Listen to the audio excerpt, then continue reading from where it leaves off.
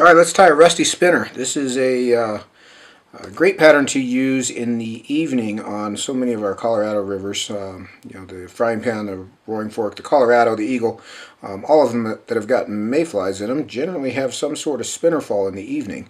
And this is a rusty version, which is just a rusty brown variation. And of course you can tie it in whatever color you like. You can tie it in rusty or pale yellow, pale olive, you know, black for a trico, in those little tiny sizes for tricos. Really the same fly, just small variations on the theme. So what I'm going to do is I'm going to start with some, this is some old Lagerton 74 denier rusty brown thread, just because that's what I had handy in this little bag. But what I'm going to do here is I'm going to start this thread at about 75 or 80% point. An 8/0 thread or 14/0 Vivus will work fine here. So I'm going to start that thread at about the 80% point. I'm going to wrap back so that the thread is hanging even with the start of the barb there. And this is where I'm going to put the tail in. And I'm going to do a 3-fiber split tail. So I'm going to show you a little trick to do this. I'm going to take 3 microfibrils. And one of the things that spinners have, as opposed to just adult mayflies or sub-adult mayflies as the case may be, is the tail's a bit longer. So I'm going to make the tail about 1.5 shanks. Now in a lot of cases their tails are very, very long, but if you make the tail way, way long, these tails don't collapse when a fish eats it the way a real natural bug's tails do. So it can actually push the fly out of the fish's mouth. So I want to make sure that I've kind of elongated that tail, but not made it so long that it's going to impede my hooking.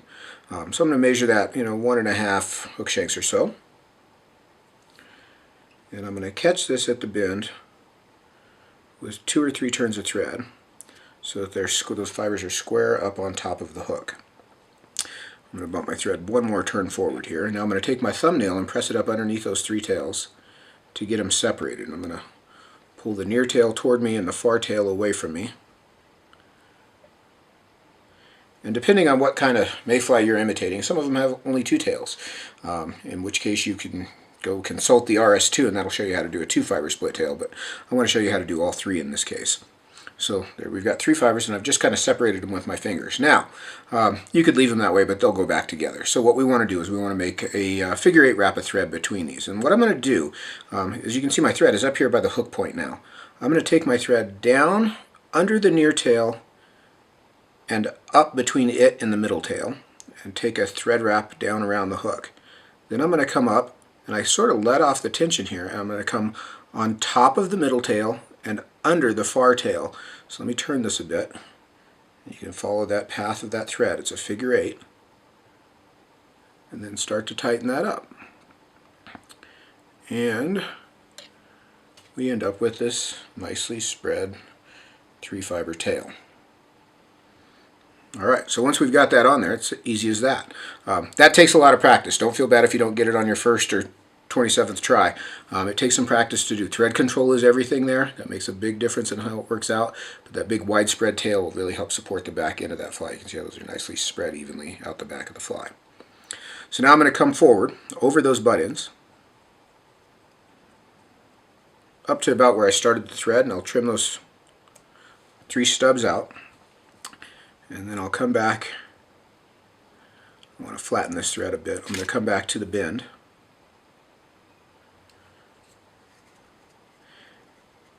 And to be perfectly honest with you, in bigger sizes I'll use a biot abdomen. But if I get down in tiny, tiny sizes, trico spinners, I just use thread. And you can see that thread makes a very nice, smooth, little thin body. Spinners in general are very thin. Tricos are actually a little on the fat side, but I don't want to say anything about their genetics. They're built like I am. They're a little short and stocky. But what I'm going to do here for this size 16 spinner is I'm going to take, this is a rusty brown goose biot. This is a natural Canada goose biot, so it's going to have a dark edge. And I'm going to tie this in by its tip. But you can see how far forward that tip is extending, almost to the end of the abdomen. And I'm going to catch it and come forward over that tip end. And at this point I'm going to come in with a little bit of zap-a-gap. This feather is tied in notch down. I'm going to make a smooth body I could go on and on about the correct way to tie in a biot, but the easiest answer is tie it in and make one turn. If the leading edge is standing up, you're in good shape. If the leading edge is following, take the feather out, turn it over, and tie it back in and wrap it against the curve. You can wrap it either way. It doesn't come out exactly the same, but it's close enough. So I'm going to take this biot. I just put a little zappy gap on the hook there, and I'm going to start to wrap this biot. And you can see that leading edge, or that stand-up edge, is leading the way. So I'm going to cover that stand-up edge with the next turn. And in the case of these spinners, I want to try to keep the body fairly skinny. So I'm making nice long angled travel wraps as I work forward. And when I get up to the end of my thread underbody, I'm going to catch that biot with a couple turns of thread. Cinch everything down there good and tight, and then I can come in and trim that stub out. You can see what a pretty body that makes. It's just really nicely segmented, beautiful feather. Biots are tough to argue with. They sure look nice.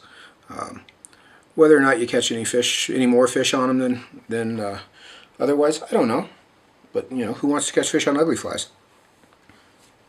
Not me. All right, now I'm going to take, for the wing on this fly, I'm going to take some white McFlylon. And you can use white or dun or gray. I like white, it's just a little easier to see for me. And you know, this is a whole strand, so that's a lot. I don't need the whole strand. So I'm going to take probably a little less than a half a strand by the time I get this all sorted out. And just in front of where I tied that biot, you can see that there's some bulk there. Just in front of there, I'm going to lay that piece of McFlylon in and tie it down with 2 turns. And I've sort of laid that across the hook. I'm going to pull my near side toward me, and I'm going to come up and make 2 more wraps going the opposite angle. And you can see how those are now forming an X across the center of the wing. And I want to anchor those down with a couple more turns each way, just to anchor everything in place. Make sure they're square on the hook. And then one thing I always do to my spinners is I'm going to wrap a hackle through this. And I shouldn't say I always do this. I don't do it on all of them, but on a lot of them.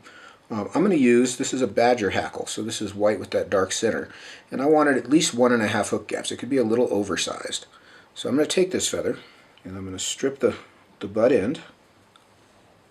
And I can pull those 2 wings together and roll them in my fingers so that they'll stick together. I'm going to bring the thread in behind the wings, and I'm going to tie this hackle feather in by the bare stem. And you can see I've got some exposed bare stem beyond my tie down there. And that feather is outside up, inside toward the hook. Now I'm going to dub my thorax. So I'm going to take, in this case, some rusty brown superfine dubbing, or mahogany brown is a good color. And fairly thin application on the thread. I like to do a thin application over a fairly long length because I'm going to be doing some maneuvers here. And I'm going to start this dubbing just at the front edge of the biot. And I'm going to come right up to the back of the wings, then I'll separate the wings again. And I'm going to make a figure 8 around the wings, then sweep them back, and I'll dub right up to the hook eye, and then come back to start to shape that thorax. And you can see I can kind of use those last few turns of dubbing and end up back in again at the hook eye. So I didn't really build much up there. I'm trying to keep the fly relatively skinny. But now I'm going to take my hackle pliers and I'm going to palmer this badger feather forward through that thorax. So jump up onto the dubbing, and that's what that bare stem is for. I'm going to get a couple, 3 turns right up to the back edge of the wings. Separate those wings. I want the next turn right in front of the wings. And the front side of the feather is leading the way. I'll put another turn and come up just behind the hook eye and tie that feather off with a few tight turns of thread. And then trim that out. Now I'm going to just make enough of a thread head to cover those stub ends. And then I'll whip finish my thread and trim it out like so. Now the reason I put the hackle on there is twofold. When you look at a natural spinner, his wings are fairly wide where they're attached to the body. So I want to build some width into this fly across the thorax, and that's what the hackle is going to help to do. The other thing that it's going to do is give us some profile so that we'll be able to see the fly on the water. So I'm going to lift these two wings up together, and I'm going to trim them just a touch longer than the hackle fibers, like so. Now I'm going to grab all of these hackle fibers on the bottom and trim them off flush, as smooth as I can across the bottom. And usually you'll have to go in and do a little cleanup. But that's one of the things I like most about the badger hackle, is it has a dark stem. And that dark stem doesn't show up as a big light colored stripe like a grizzly hackle would across the bottom. Our bottom profile has a nice wide wing profile. Lots of surface area across the bottom. Kind of mangled my tails up during that process there. I'll straighten those back out. We've got lots of good surface area across the front of the fly. So some profile, so we'll be able to see it a little bit easier. That's a good floating, easy to see, pretty accurate rusty spinner imitation. Now there's a million and one variations on the theme. Obviously different colors. You can skip the hackle, you could do a 2-fiber tail, etc. All sorts of ways to play with it, but that's the general gist, the full dress version with all the bells and whistles. Twist a few up, throw them in your box. If you're out in the evening where you've got fish rising into a bug you can't see, it's probably a spinner fall. That's the bugs after they have mated and laid their eggs and they're falling back on the water dead. Wings are laying flat, they're very hard to see, but the fish love them. It can be some of the most exciting fishing of the year, particularly summertime thing, but really great fun, something that nobody should pass up, and this is the fly you use to have a good time there. So tie some up, you know what to do with them now. You're on your own. Damn.